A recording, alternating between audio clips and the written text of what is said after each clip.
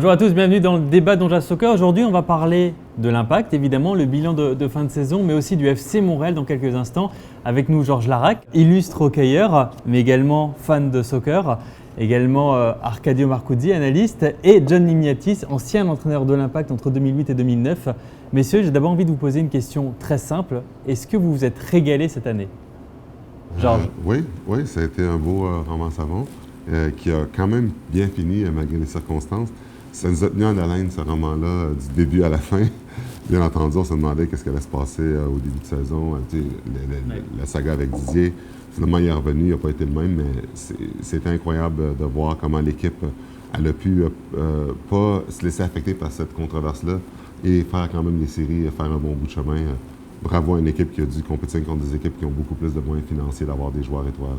Oui, John, voir l'Impact jusqu'en finale de l'association S, c'était une surprise pour toi? Un peu, oui. J'attendais qu'il fait le série, c'est sûr, mais de battre New York, je pensais que c'était un peu difficile, mais quand même, ils ont réussi. D'aller au final, certainement c'était une surprise, mais de faire un pas vers l'avant, alors d'avancer un peu plus dans les playoffs, je n'étais pas vraiment surpris. La seule chose, c'est qu'ils ont battu New York, qui était le favori. Et pourtant, Arcadio, on ne peut s'empêcher d'avoir quelques regrets encore. C'est sûr que oui, il y a quelques petits regrets, mais en même temps, si tu regardes ça globalement avec un peu de recul, un peu d'altitude, c'est une grande saison que l'Impact a faite en termes de résultats, en termes aussi de caractère. On a rebondi après une deuxième moitié de saison mouvementée, difficile. Georges l'a mentionné avec tout le roman savon, Drogba, tout ça. Ça a solidifié, je pense, les troupes, ça a solidifié la position de Mauro Biello. Mais justement, tu parles de ces moments troubles un petit peu durant l'été. John, tu as été entraîneur de l'Impact. Tu continues d'ailleurs d'entraîner, de diriger des équipes. Est-ce qu'à un moment, le rôle qu'a l'entraîneur, le rôle qu'a eu Mauro Biello à ce moment-là, de mettre peut-être Drogba sur le banc, est-ce qu'il a été déterminant? Est-ce que ça a été le déclic qui a emmené l'Impact jusqu'au bout? Écoute, d'amener quelqu'un comme Drogba ici, il faut savoir qu'il va avoir certaines difficultés. Parce que comme on ne sait pas son caractère vraiment, on sait que c'est un gars qui est dramatique, toujours dramatique. Même quand il joue, il est comme ça, c'est un show. Alors, c'est un gars qui a beaucoup d'expérience, il a vu beaucoup de choses. Alors, c'est certain qu'il va avoir un peu de difficulté à le gérer. Mais il ne faut pas oublier aussi que, disons, l'épisode où l'ère Drogba à Montréal, c'est en deux étapes. Quand il arrive, quand c'est le héros, quand c'est le sauveur qui débarque en 2015, puis que c'était de toute beauté. Puis par la suite, après, il y a eu la cassure l'hiver de 2016, où là, évidemment, la saga Chelsea, il revient de reculons, il ne voulait pas revenir. Finalement, il revient pour éviter un petit peu tout l'imbroglio légal avec la MLS qui était rendue impliquée là-dedans, tout ça. Donc, je pense que Drogba revient à reculons et là, il n'a pas la préparation qu'il faut, fait une pré-saison en demi-teinte, il fait ça à son rythme, il va au Qatar, il va en Californie, il fait vraiment ce qu'il veut. Ça c'est à 38 ans, ça se voit après sur le rendement d'un joueur. Mais le vestiaire est toujours resté soudé et Didier Drogba a toujours eu le vote de confiance de ses coéquipiers. C'est qu'effectivement, ce que tu dis, Arcadio, c'est que tous les joueurs, évidemment, étaient unis derrière Drogba. Absolument. Toi, tu connais un petit peu, Georges, les coulisses d'un vestiaire, évidemment, on ne peut pas comparer le hockey et le soccer, mais comment ça se passe dans un vestiaire quand il y a une grande star qui a parfois quelques caprices ou qui, comme tu le dis, Arcadio, fait ses choses de son côté. Comment ça se passe? Comment est-ce qu'on gère ça dans un vestiaire? Mais quand tu regardes avec Didier, puis je comprends que tantôt tu parles du fait que dans le vestiaire, il était respecté. Quand ton équipe va sur la route, puis là, tu ne vas pas y aller, puis là, quand tu es blessé, puis tu veux aller à la maison, puis tu ne veux pas être avec ton équipe, puis tu veux aller prendre un congé, puis tu veux faire ci, puis tu veux faire ça. Au hockey, là, oublie ça, tu ne veux pas jouer avec un gars comme ça, tu veux qu'il soit échangé. Tous les joueurs seraient allés voir le GM et disent on ne veut plus jouer pour lui. Parce que dans une équipe, on est tous égaux. Puis je comprends que Didier, sa réputation, quoi que ce soit, dans la Ligue nationale, il y a Crosby, il y a Malkin, il y a Wayne Gretzky, Mario Lemieux. J'ai joué contre ces joueurs-là, j'ai joué avec Crosby, j'ai joué avec Malkin. Il n'était pas comme ça. C'était les meilleurs joueurs au monde. Mais Drogba, en Angleterre, n'aurait jamais fait ça. Dans le sens que, imagine si, par exemple, Crosby va jouer en Suisse. Est-ce que les joueurs accepteraient peut-être qu'il y ait des traitements de faveur un peu? Ça arriverait peut-être. Check, pour faire un parallèle, pendant le lockout, on a des joueurs qui sont allés jouer en Europe. Ouais. Les joueurs étaient adorés. Pourquoi? Ils étaient comme tout le monde. Ils pratiquaient, ils se donnaient comme tout le monde. Tu sais, je veux dire, peut-être que la mentalité des joueurs hockey est différente, je ne sais pas, mais une équipe 20 joueurs, là. Il y a des gars qui commencent sur le banc, il y a des joueurs qui ne jouent plus, il y a des réservistes. Une équipe soudée, une famille, là, ben, tout le monde est égaux. La réputation du joueur ne va pas par-dessus le concept de l'équipe. Ah, ça, il faut pas. S'il est généreux avec ses coéquipiers, Didier, puis il est correct, peut-être que c'est ça qui a fait du fait que certaines caprices, les gars les ont acceptées. Mais une chose que je te garantis, c'est que il y a des joueurs, c'est sûr, qui n'étaient pas contents. Tu peux pas rien dire. Justement, pour clore un petit peu le sujet de Drogba, mais en emmener un autre, Drogba a été mis sur le banc par Mauro Biello. Mauro Biello vient de faire sa première saison complète sur le banc. Comment est-ce que vous jugez justement cette première expérience qui du coup a été assez mouvementée, mais de Mauro Biello Arcadio? Est-ce que ça a été réussi? Oui, c'est sûr qu'il y a beaucoup d'améliorations à faire là, du côté de Mauro. Je pense qu'il en est conscient également. Là. J'ai toujours dit Mauro Biello, c'est un érudit du soccer. C'est quelqu'un qui étudie beaucoup le jeu, c'est quelqu'un qui est passionné par le foot, qui ne vit que pour ça. Et je pense qu'il est assez humble pour reconnaître ses torts. Mais je pense que pour une première saison, c'est assez réussi.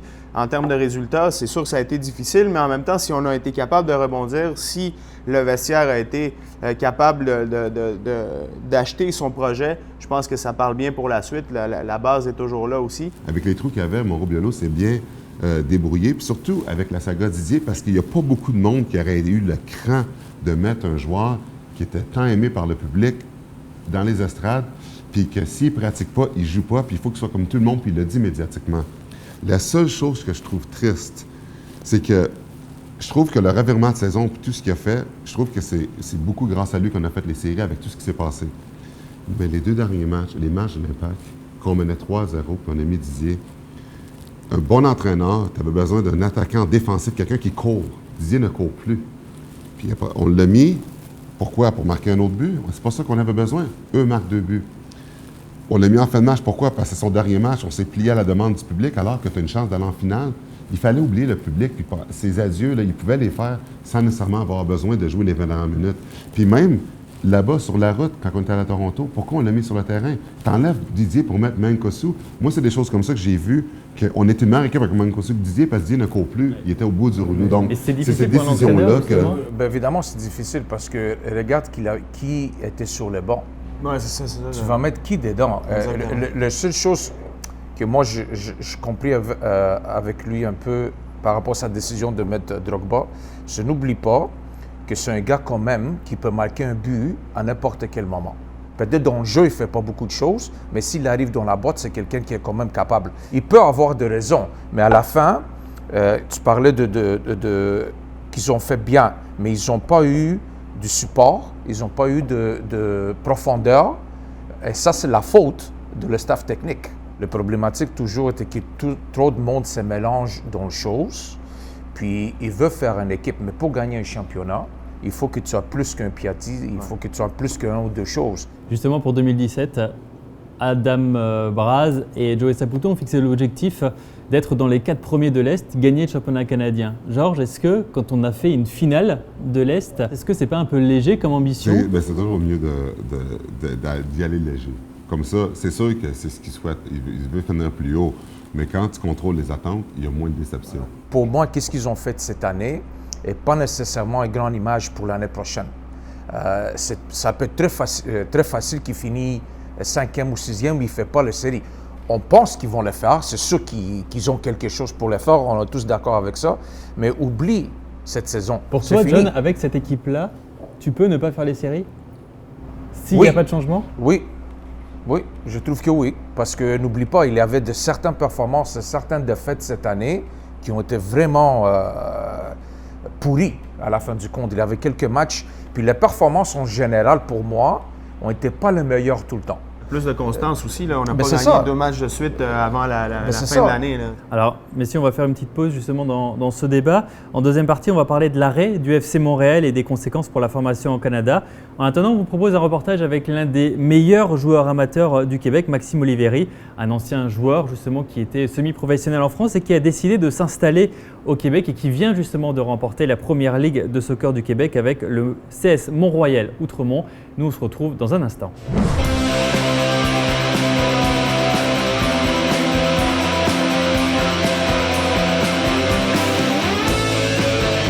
J'avais cette envie de découverte. Alors c'était clairement un projet personnel et une envie personnelle au départ. de pouvoir m'expatrier volontairement en découvrant en fait les championnats nord-américains. Le niveau de la PLSQ est difficilement comparable avec ce qui se passe en Europe parce qu'il y a de réelles différences dans l'éducation sportive et surtout l'éducation tactique. Il y a de réelles différences entre les équipes qui composent ce championnat-là, cette ligue-là. Et à l'intérieur des équipes même, la formation des joueurs est aussi différente. C'est une ligue qui est encore jeune, le niveau n'est pas encore défini, c'est un niveau qui est en constante progression. Le fait d'avoir été international universitaire français, j'ai très vite perçu ici que c'était quelque chose d'important, alors qu'en France ou en Europe, c'est quelque chose qui peut être assez anodin, assez banal par rapport au niveau, mais ici, en fait, on s'inscrit vraiment dans l'élite de ce qui se fait dans l'éducation sportive. L'importance en fait d'avoir des joueurs intelligents et donc équilibrés aussi scolairement est un facteur important. De rendre un individu performant et intelligent sur le terrain, pour moi, va aboutir à une résultante vraiment intéressante dans les intentions de jeu en fait, du joueur sur le terrain. Et c'est un cap qui est intéressant et qui est inculqué ici, dans l'environnement ici québécois.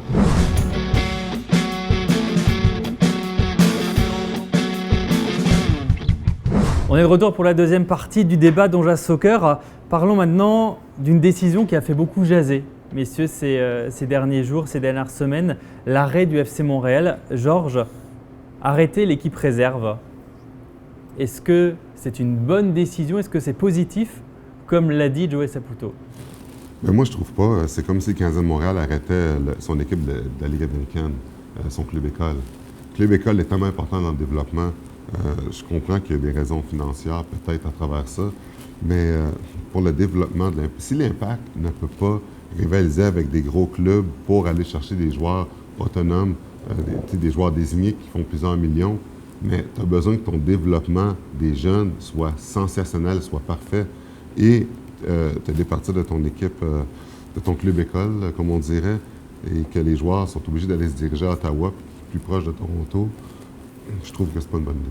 John, pour le développement d'un joueur, à quel point c'est important de pouvoir, après 18 ans, continuer de performer, continuer de jouer et surtout, autre question, est-ce qu'à 18 ans, réellement, on peut déceler un potentiel et signer et ne pas rater un joueur parmi les professionnels? Si quelqu'un est spécial, oui, tu peux voir. On voit Balou, par exemple, qui est un joueur qui est vraiment dynamique, qui a plein de choses, alors tu peux voir facilement. Mais pour la plupart, 18 ans, tu as une bonne idée qu'est-ce qu'il peut faire, mais s'il ne joue pas assez souvent, pas peut-être avec la première équipe, mais quand même dans une compétition qui est assez bonne, comment il va se développer. Alors, c'est pas normal pour moi d'avoir une académie jusqu'à 18 ans, puis après, il n'y a rien. Ouais. Entre 18 ans puis l'équipe professionnelle, ça ne fait pas du sens. Il y a beaucoup de joueurs, Arcadio notamment, qui se sont révélés sur le tard. Ouais. Et là, il y en a un qui était à Montréal pendant un bout, Didier Drogba. Il a signé son premier contrat pro seulement à 21 ans. Il y a d'autres exemples récemment, Franck Ribéry qui est passé par pas mal de divisions inférieures, qui n'était pas pris dans des centres de formation, ou encore Jamie Vardy en Angleterre, qui lui n'a signé qu'à Leicester à 25 ans. Est-ce que justement on peut rater justement de bons joueurs parce qu'on ne leur permet pas d'évoluer à côté de chez soi dans un niveau intéressant? C'est ça le drame en fait, le petit drame de la fermeture du FC Montréal. Les joueurs qui en font partie aujourd'hui ou qui en faisaient partie l'an dernier, ils se retrouvent un peu dans ce néant-là et on peut se poser beaucoup de questions. La réalité fait que le FC Montréal évoluait en USL. C'est peut-être ça qui a joué aussi en sa défaveur parce que la USL, c'est une ligue qui prétend maintenant, avec la chute de la NASL, à devenir vraiment le deuxième référent nord-américain. Et Montréal n'était pas là pour compétitionner dans la USL. C'était pas l'objectif premier d'aller gagner des championnats. C'était vraiment de développer des joueurs. Philippe Lafroy l'a mentionné plusieurs fois durant la saison dernière où le FC Montréal ne performait pas. C'est pas l'objectif premier. Nous, on veut développer nos jeunes. Le FC Montréal, c'était le pont entre justement l'académie et l'équipe première. C'est certain que là, il y a un vide à combler. C'est certain qu'il va falloir qu'il soit comblé dans les prochaines années, mais... Ça, c'est un côté, mais n'oublie pas que les professionnels qui sont avec l'équipe, au moment qu'ils ne jouent pas 1-2 matchs, ou 2 semaines, ou 3 semaines, qu'est-ce Ou un qu'ils vont joueur faire? blessé qui doit revenir. Oui, mais qu'est-ce qu'ils vont faire? Moi, je comprends pas. Ouais, la réserve, Une chose que je peux vous dire que je connais assez bien, c'est que l'Impact était vraiment jamais en favori d'une académie. C'était jamais vraiment le but de la philosophie de ce club. C'était un club qui voulait chercher des joueurs pour faire une équipe. Alors, c'est pas vraiment dans leur culture ou dans leur philosophie d'avoir une académie. Alors, moi, je suis pas surpris. Pourtant, c'est une des plus belles maintenant oui, c'est super. au Canada. Alors, au moment que tu fais tout ça, tu fais tout ce travail-là, puis tu enlèves la deuxième équipe. Alors, c'est totalement au contraire. Qu'est-ce que tu veux faire? Alors, je ne sais pas. Là. Dans le développement d'un jeune joueur, au niveau psychologique, c'est hyper important les étapes. C'est très important d'avoir ce chemin-là qui est tracé, puis de dire, OK, moi, mon objectif, il est là, j'ai à faire tel échelon, après tel échelon, après tel échelon. Là, il y a un flou. Là, il y a un flou entre l'académie et l'équipe première. Il y a un néant un peu entre les deux. Est-ce que je m'en vais au Fury? Qu'est-ce qui se passe? Mais l'Impact de Montréal, dans ce sens-là, il va falloir qu'il trouve une solution qui est meilleure. Que ce soit peut-être la PLSQ, dans le développement de cette ligue-là, ça pourrait l'aider également. On va voir, mais une chose est certaine, le Fury, c'est une solution temporaire. En tout cas, réponse en 2017. On aura quelques informations et sur l'Impact, et sur le FC Montréal, et sur le Fury d'Ottawa.